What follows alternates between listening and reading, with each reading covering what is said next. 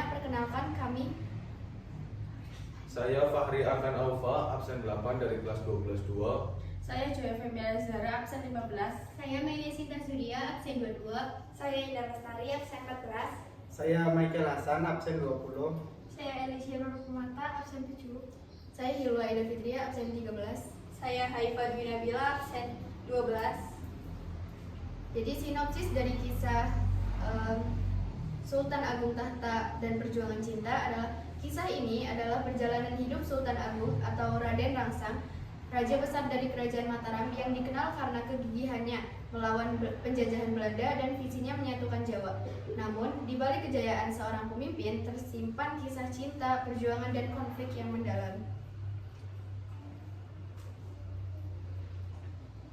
Sultan Agung yang masih muda diangkat menjadi raja setelah wafatnya ayahnya. Sebagai pewaris tahta, ia menghadapi tantangan besar menyatukan berbagai wilayah di Jawa yang saat itu terpecah belah akibat perseteruan antar kerajaan dan pengaruh Belanda melalui VOC. Namun, perjuangan Sultan Agung tidak hanya di medan perang atau dalam urusan pemerintahan, tetapi juga dalam hidup pribadinya. Di tengah konflik ini, Sultan Agung bertemu dengan Lembayung, seorang wanita desa yang cerdas, sederhana, tetapi memiliki hati yang tulus dan keberanian luar biasa. Lembayung membantu Sultan Agung membawanya keluar dari tekanan istana. Namun cinta mereka terhalang oleh adat dan tradisi istana yang menuntut seorang raja menikahi wanita dari keluarga kerajaan. Perang melawan Belanda. Sementara itu, VOC semakin kuat dan mengancam kedaulatan Mataram. Sultan Agung harus mengatur strategi untuk melawan musuh yang memiliki persenjataan dan taktik militer modern. Puncaknya adalah serangan besar-besaran ke Batavia 1628 sampai 1629 yang menjadi salah satu peristiwa penting dalam sejarah Nusantara. Selanjutnya ada tokoh dan penokohan. Yang pertama Lembayung.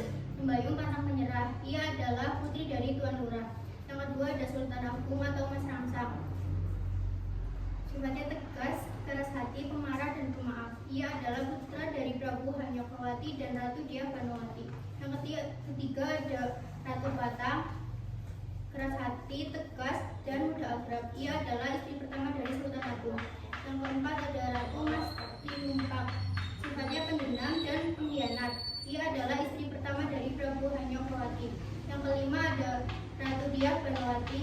Sifatnya baik hati dan penyabar. Ia adalah istri kedua dari Prabu Hanyokawati.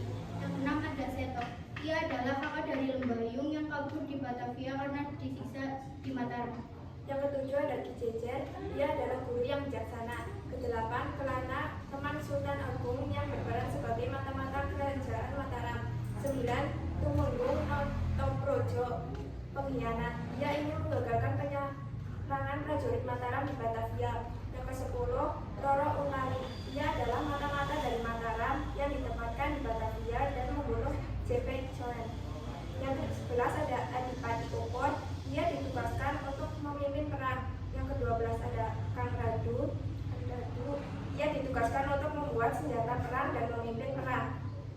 Yang ke-13 ada Tumenggung Babreksa, keras kepala, ia menolak untuk menjauh dari sungai. Yang selanjutnya adalah Kanjeng Pangeran Jumina, ia adalah seseorang yang memenggal kepala para tumenggung.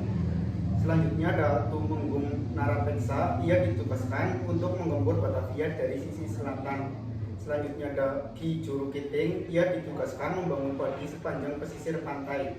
Selanjutnya adalah Jan Pieter Zoon Kejam, ia adalah Gubernur Jenderal Hindia Belanda. Selanjutnya adalah pesan moral. Nilai-nilai yang dapat diteladani dari perlawanan Sultan Agung terhadap VOC adalah nasionalisme, pantang menyerah, dan berani mengambil resiko. Kemampuannya dan pengorbanannya.